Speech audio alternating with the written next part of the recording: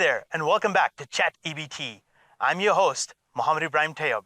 My guest today is pushing the boundaries and redefining the meaning of leadership. At a young age, she pivoted from the food technology industry into creating her very own energy company, Power for Less. Please help me in welcoming the CEO of Power for Less and the visionary behind the Great Foundation, Nafisa Fareed. Nafisa, thank you so much for joining us today. It's such a pleasure having you on the podcast. Ever since I came across your bio, I knew that this is a chat we definitely have to have. So thank you so much for being here with us today. It's a pleasure to be here. Thank you. All right, I'm going to jump right in. One of the things that really stood out to me, and I know there's a story behind this, when I looked at your Instagram profile, I saw the word Tony Stark, CEO, right? I'm really curious, where does that come from, or what's the story behind that? Okay, firstly, I am obsessed with Marvel and DC Comics, have been since young. And my favorite cartoon character in those movies was Iron Man. Okay. And I loved him because firstly, he was the coolest superhero. And secondly, he was always developing something, creating something in his lab. And that kind of resonated with me. I love creating things. So I kind of always used to joke with my siblings and my friends that I'm Iron Man. So hence Tony Stark. And it kind of stuck with me right through. I love it. And in the sense of being a CEO, I think he's one of the best sort of fictional CEOs that we get out there. So yeah, why not? Why not aspire to be Tony Stark? Yeah, the female version. Love it. All right. So I was actually very interested. I was looking at some of your previous podcasts, and I actually saw that you did some further, when you started your further education, you actually went into food technology, right? Explain to us where the pivot rather from food technology into alternative energy sort of came about. So, years ago, we didn't really have much autonomy on what we wanted to do with our careers. So it was actually chosen for me. What I wanted to do was completely on the other spectrum, but my parents, guided me into this course, and they felt it was the right fit for me.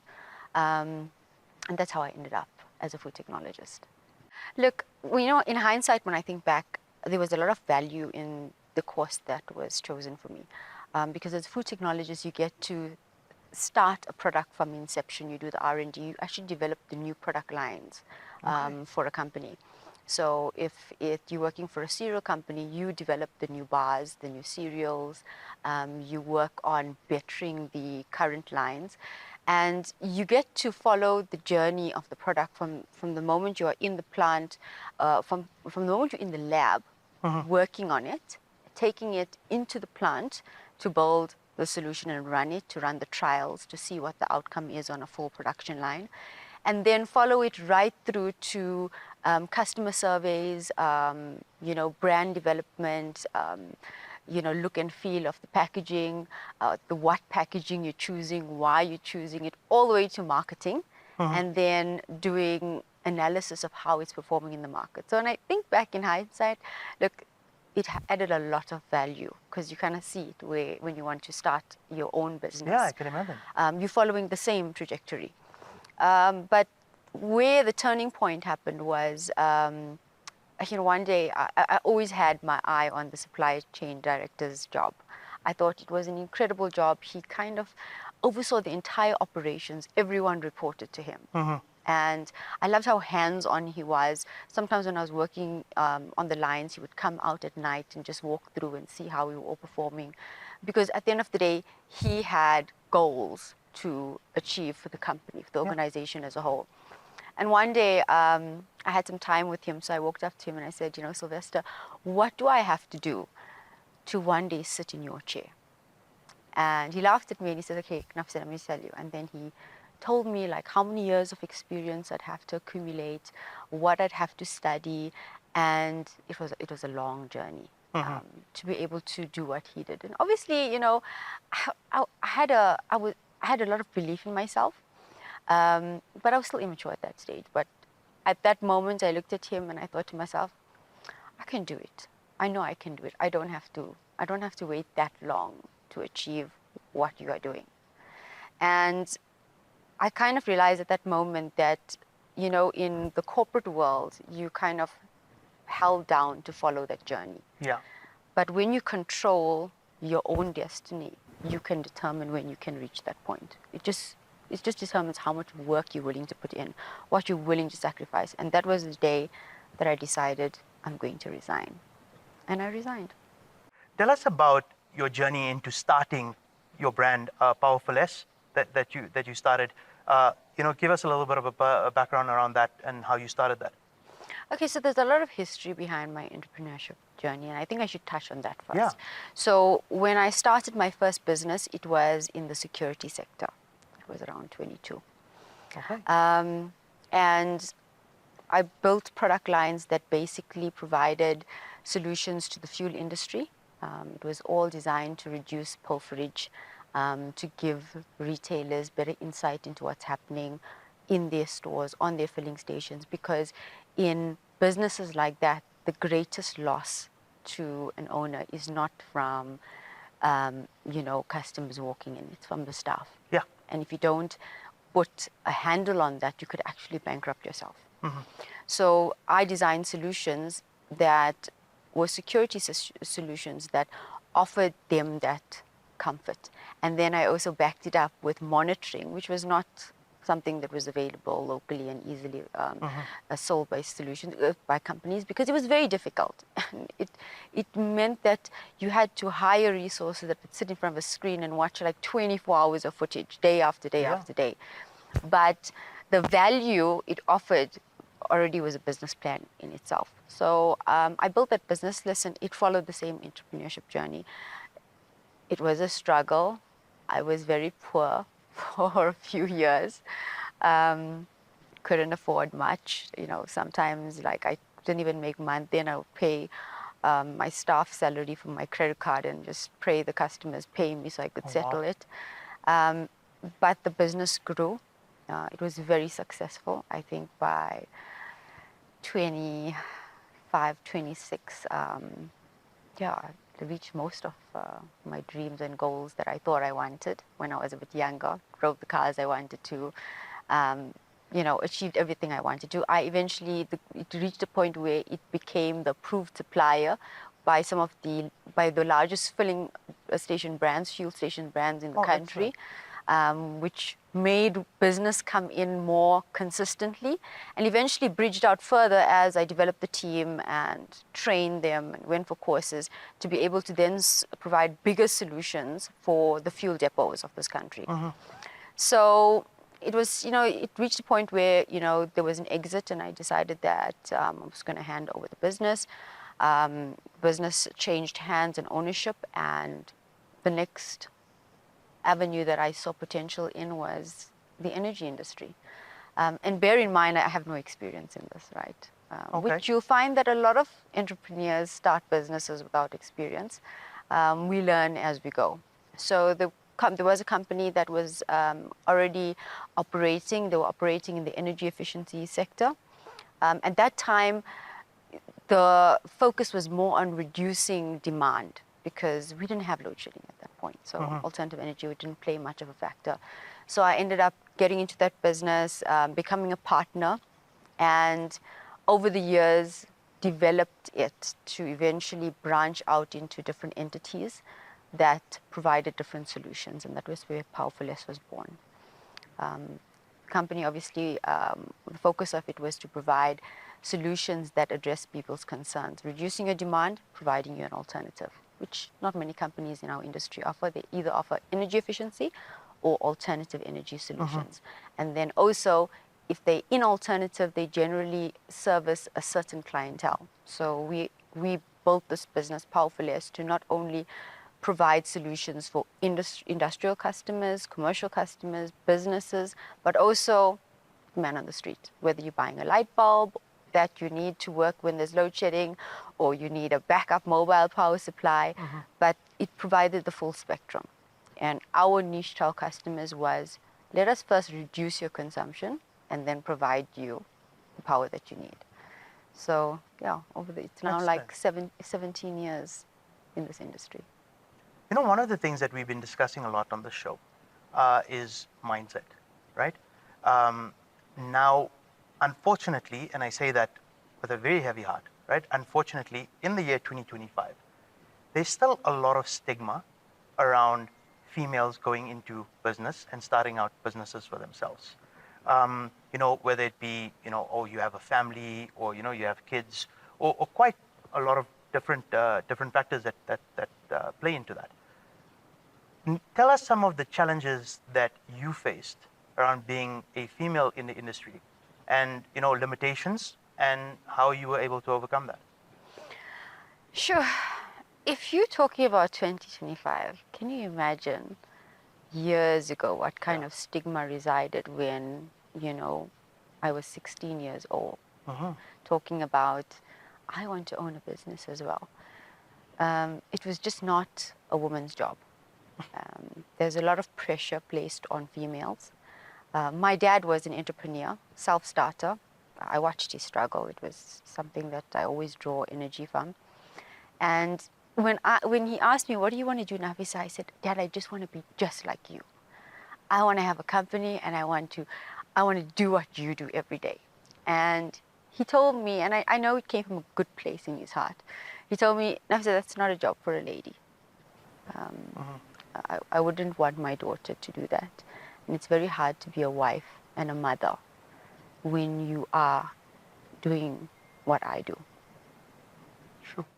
And, the stigma was carried through for years, especially when I became a mom. It was first like, you can't be a proper wife, you don't get to give enough time. And then when you have a child, it's like you're doing an injustice to your child because you are not there to raise them. And you're always going to have that. Just like how being a female in a male-dominated industry, you will experience these things. But if we use that as the wall that prevents us from being able to bridge it, we'll never go past it. Yeah. It's put there to prevent us. And I learned to overcome it where I just asked myself, like, firstly, who are these people? Half of them I didn't even know. Secondly, are they adding any value into my life? Are they raising my child? They're complaining about raising my child, but they're offering to be the one raising my kid. No. So if someone is not like adding value to your life for you to further and grow, what they say doesn't really matter. And I've had to have that kind of mindset to remove that noise, because it's unnecessary noise. It's not allowing you to achieve anything. It's not adding any value. And it's always going to be around, no matter how much you justify it and say, but I spend a lot of quality time with my kid. I may not be the one who drops her and picks her up, but I'm the one when she needs to speak, she gets me. I'm the one when my kids call me, I will drop everything and prioritize them. I don't need to explain or give you reasoning why I am who I am, and I am a mom who works and runs a business. What I do for those that are around me is enough to give me comfort. And that's the mindset you have to have when you are a female working, or whether you're a female in a male industry. You don't have to demand respect. No, I love that. And it's so important, as you mentioned, right, to sort of filter out, I know, again, reading one of your interviews, you mentioned of, following that philosophy of sort of don't bother with the criticism or shut out the criticism. Where did that, and you spoke a little bit about it, right? But, where did that idea come from? And what was that spark to say, I just got to shut this off now? Mohammed, it came from a lot of failure in my business life and my personal life. Failing is not enjoyable. And I would say I experienced it the most when I got divorced. I got divorced young, and I became a single mom. And I realized how much judgment comes with that. Everyone had an opinion of doing better. It was because of this. Try harder. It came from everywhere. And initially it was very heartsore. It was something very difficult to have to accept, people coming and telling you failed, and look what you've done, and children shouldn't grow up in a broken home, and you look and you think, oh my God, I failed at this. And the more people talk, the more it weighs you down. But then I realized that I'm not going anywhere. I'm getting more depressed. I'm not moving forward. I'm not adding value to my child. And I most certainly am not adding value to the business. And I had to just let it go. Because you can explain to you, I can explain to you, I can explain to her, and then you will change your mind again, and I must come back and explain. Where are you spending your energy? Is it of any value to your life? No. People always talk, they always have opinions, whether it's about what kind of business owner you are, how you're doing things, how you're dressing, how you're speaking. It's never going to stop. So if anyone invests their time in worrying about that, you'll feel that drag. Because that's what I felt. I just consistently started that feeling weighed down.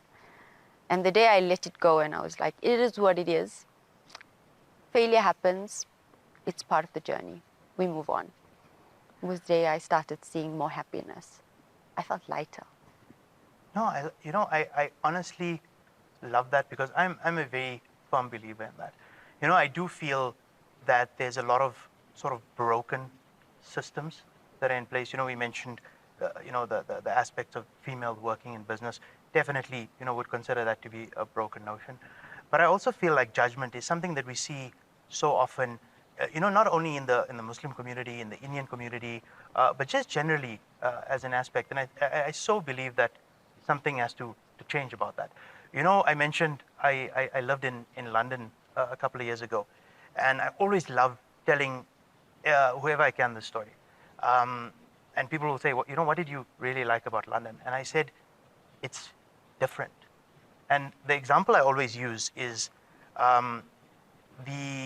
we'd been living there for about 4 or 5 months, and we decided to invite some of our friends over to our home for the first time. And being the normal South Africans that we are, we sort of went all out. We put this whole spread, we made sure we had all our fancy dishes out and everything like that. And we were very excited. And the first thing that my guests came into the house, they went, what are you doing? I think the problem is that people allow their lives and their decisions to be governed by the expectations of others. Mm-hmm. And whenever you do anything in life that's not for you, that does not make you happy, you're never going to enjoy it. You'll always feel unfulfilled. No, I completely agree. You mentioned social media, and a lot of people live their lives according to, that social media is a great thing. It can be used for such great purposes. But I think one of the things that unfortunately is a little bit of a negative to it is that we use it as a measuring stick against other people. Yeah, across the spectrum. I mean, it's not only like, from a work perspective, it's from a personal perspective as well. Too many people are benchmarking what's the perfect relationship. Why is my relationship not relationship goals? What is the perfect kid? Mm-hmm. But we were not perfect kids ourselves. But what is the perfect kid? How are kids supposed to behave, look, speak, be? And everything, our whole lives are benchmarked according to that. But how can we live like that? Because what we actually benchmarking against is not even real.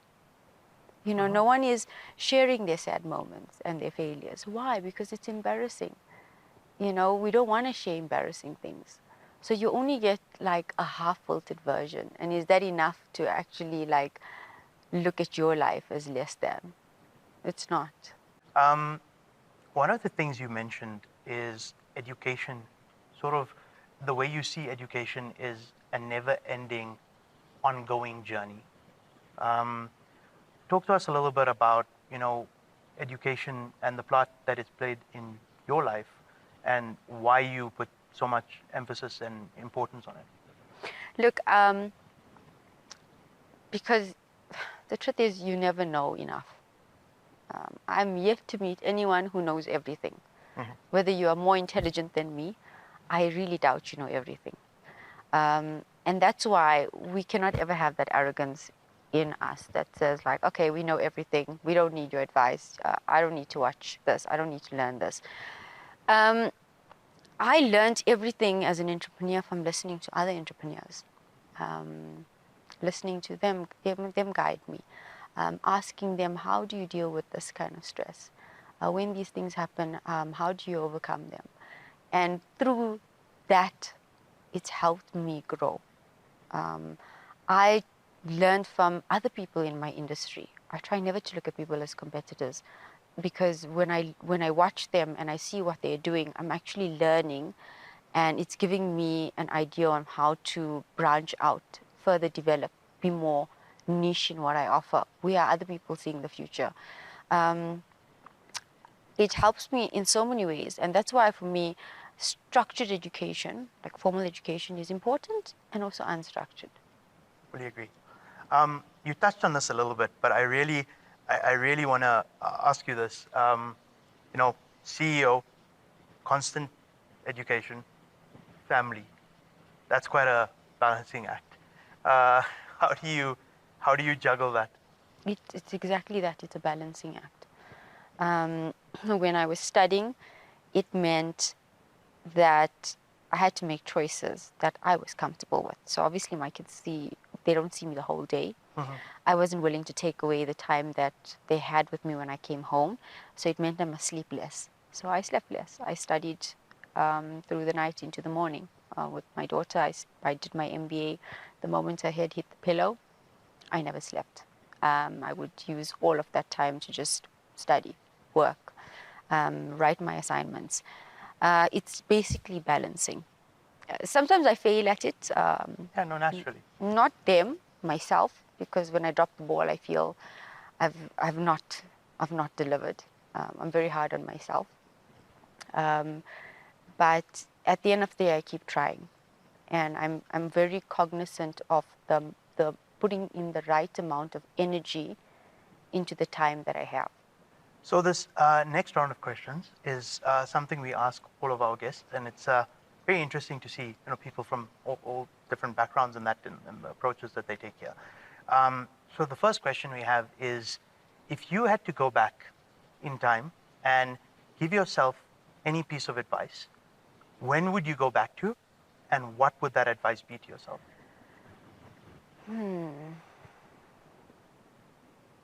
I think it would be when I was a kid at school, because if I learned that then, it would have benefited me a lot while I was growing.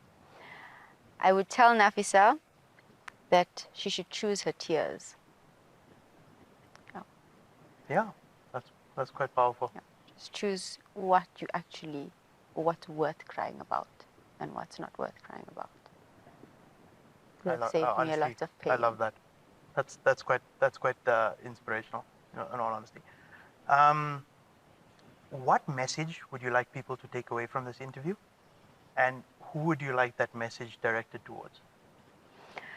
So I obviously, over the years, being on social media and running workshops, I have spoken to, mentored, and engaged with people across every age spectrum, from young kids who come into my DMs and ask me for advice, or mothers that tell me that their children want to ask me career advice, to older women, much older than me, that are now put in a position where they need to create a business. So what I would like to say to everyone is that don't benchmark where you are in life based on what you see of others. It's the greatest injustice you can do to yourself. We all are following a path at a different speed. Doesn't mean we're not going to achieve the success. It just means we're doing it differently. And that's normal. It really is normal. We're not all meant to be carbon copies of one another. Because, damn, life would be boring. If you look like me, I look like you dress like me, I dress like you, where would be anything exciting? So, we control that. We control the impact others have on us. And that's what people forget. We give that power away so easily. Don't. You control it. Control what you want to absorb, what's going to benefit you, what you want to gain inspiration from, what parts of someone do you want to be inspired from. Yeah, if that's what I could share with the full age spectrum, that would be it. If you had to write an autobiography right now, what would the title of your autobiography be? So I've always played on the whole gray thing. I would say that if I had to write a book, I would call it That Gray Area. Brilliant. That's exceptional. I love that. Because there's so many gray areas in our lives that we navigate ourselves through that no one sees. No one sees. No, brilliant, man. Nafisa, I can't thank you enough. This has been such a phenomenal chat. I really loved the avenues that we went into. I think I didn't actually expect us to go into a few of them, but I am very, very happy that we did. So thank you so much for being part of Chat EBT. And we really hope to see you again on the podcast, and really looking forward to all your ventures and watching what you do in the future. Thank you. I can't say I didn't enjoy this interview. The questions were challenging and they were enjoyable. You know, you asked me things that I needed to answer on that could be relevant and maybe help someone. So thank you. No, thank you. Well, that's our show. I thoroughly enjoyed our interview with Nafisa today. We got to pull back the curtain on a life of a CEO and the journey of an entrepreneur. We spoke once again about the hardships, failures, self-confidence, and many, many more. Thank you very much for joining us. Until next time, I'm Mohamed Ebrahim Tayob, and you're watching Chat EBT.